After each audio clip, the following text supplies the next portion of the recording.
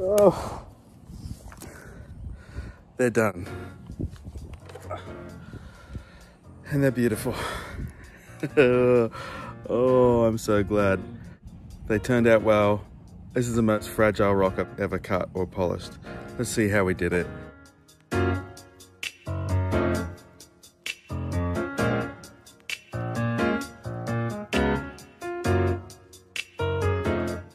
Pretty.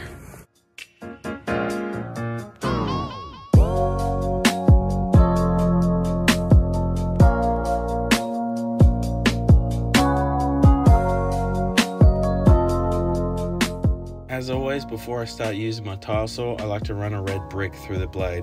It's called dressing the blade. There's a lot of better ways to do it, but this is a little trick that I learned from a viewer about 2 years ago, and this blade is still cutting like new. All right, let's look at the rocks.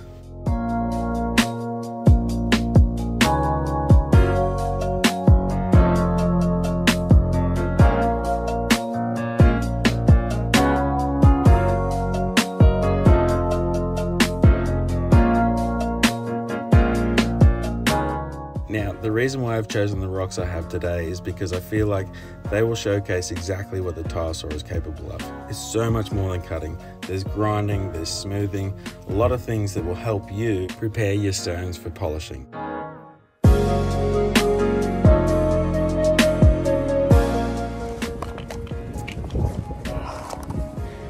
I think that was good. Now, there is one more rock that I forgot about. I left him sitting in the bucket of water. So that's what I'm going to do now. I'm going to cut him. I wish I could say I know what I'm going to do. My main concerns are these cracks, and I don't want to lose too much of the stone. So wish me luck and we'll go and try that. I've spent a lot of time looking at this rock. It's beautiful. I just don't want to mess it up. So we'll just cross our fingers. Let's see what we can do.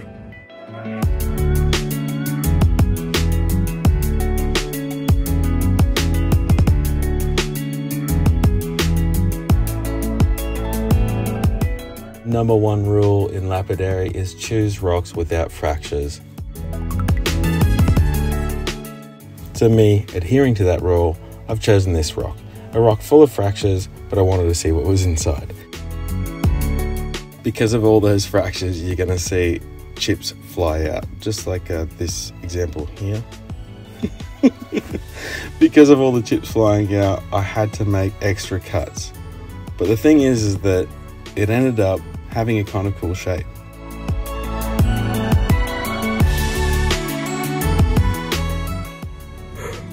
That's touch and go. It's a fragile rock. It's a very fragile rock. But the thing that I'm stoked about is that there's actually moss in it. You can see it there, and I'm not even zoomed up. That's just the offcut. I'll keep that. I've cut it nice flat sides so that it's easier for polishing. Rounded bits like another one that I just did before are gonna be harder. Before we get polishing, there is one rock that I'm sure you're all thinking, where the heck is that rock, Jesse? It's right here. Let's just say it was the protagonist of the last video.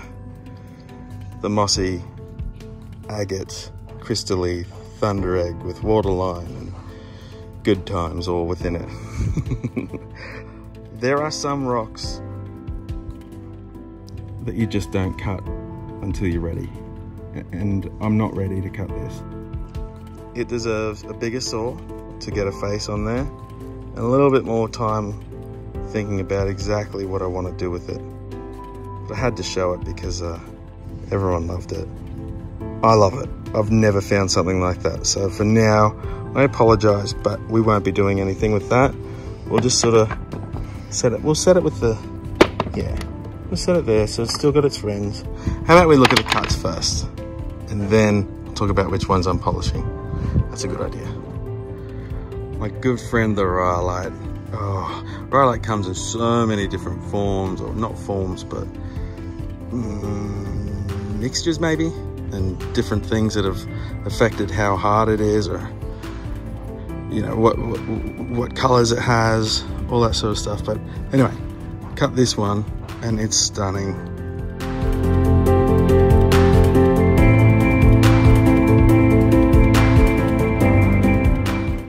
not going to polish this one because I have a plan for this one and some other chunky pieces for a video coming up soon.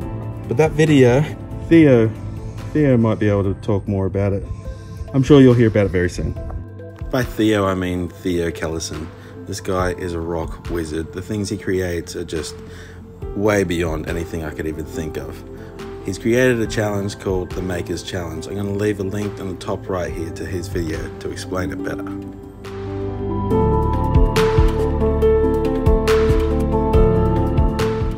These rocks, however, are what we're working with today. All cut and shaped, ready for polishing.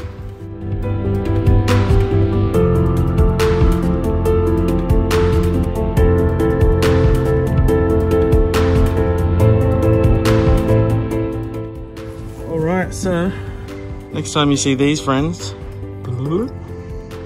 they're going to be polished.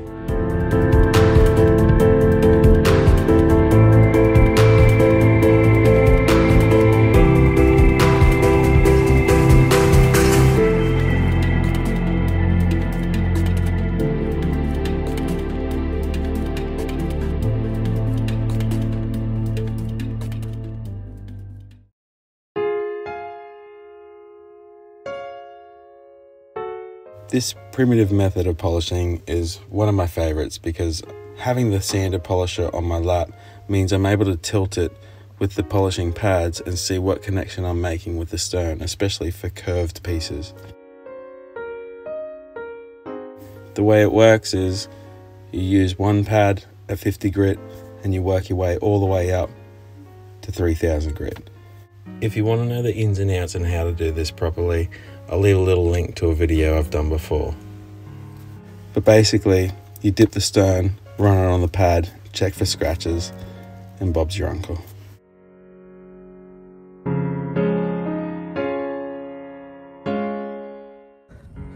They're done. And they're beautiful.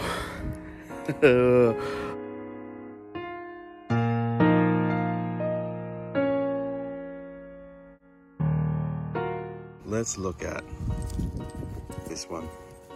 It's beautiful. It is honestly beautiful. First off, I am really happy with the shape.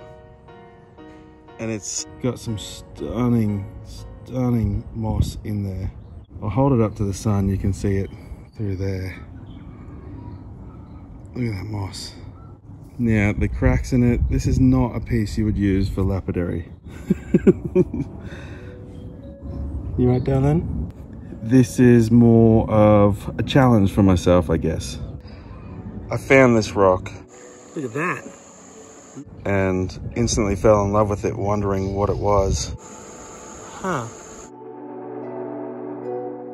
It's just, I could look at this. I have looked at this for hours.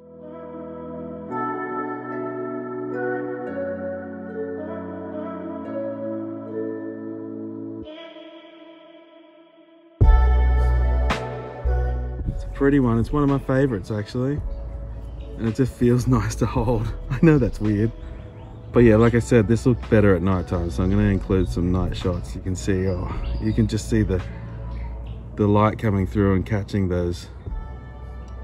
Look at that. So the moss in there, I looked it up, and apparently it's manganese and iron oxide in there, and you can see this piece has both of those in there. Like the orangey sort of red color is the iron oxide, and the mossy looking goodness is the manganese. This stuff on the outside, the host stone, is rhyolite. So this thing came from a thunder egg. I could just sit here and film it the whole day. I wouldn't even care.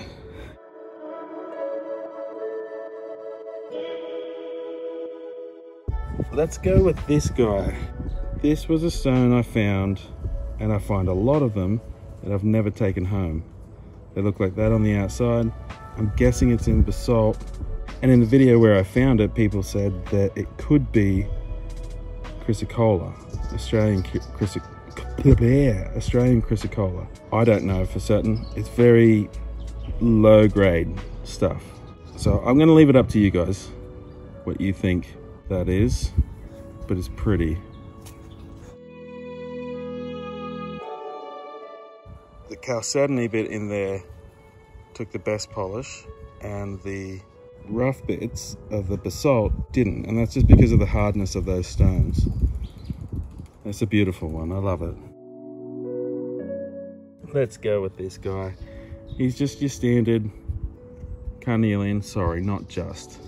He's carnelian. What I did was when I polished it, I rounded down the edges a little bit. I ran off the rock a little bit. I polished down the side, so it had a little bit of a curved face because I don't know, I just like that sort of bubbly looking bit.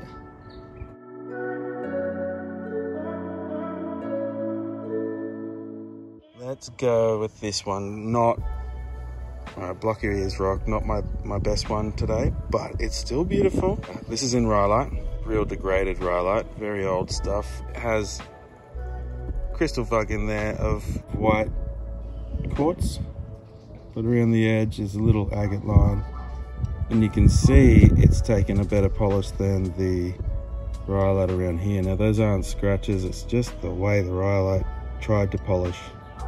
This had bands when I first found it. You could see the bands really, really well. Oh, wow, it's just a little bit, but that's stunning.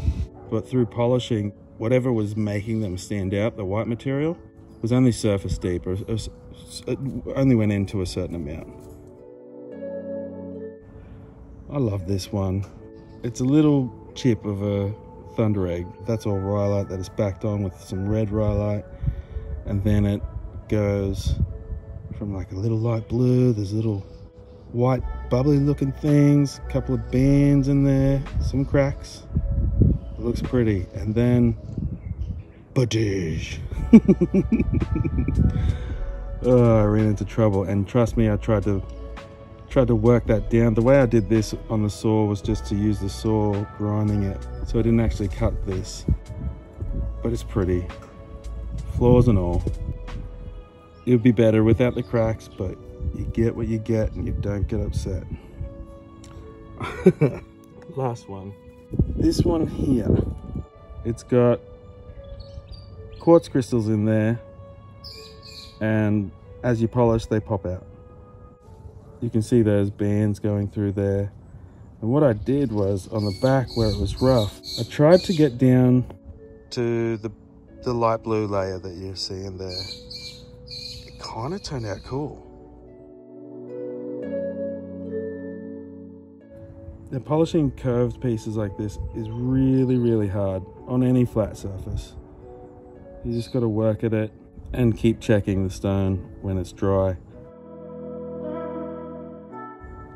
I really enjoyed working on these stones. I was able to showcase how the saw can be used differently. Oh gosh, keep filming this one.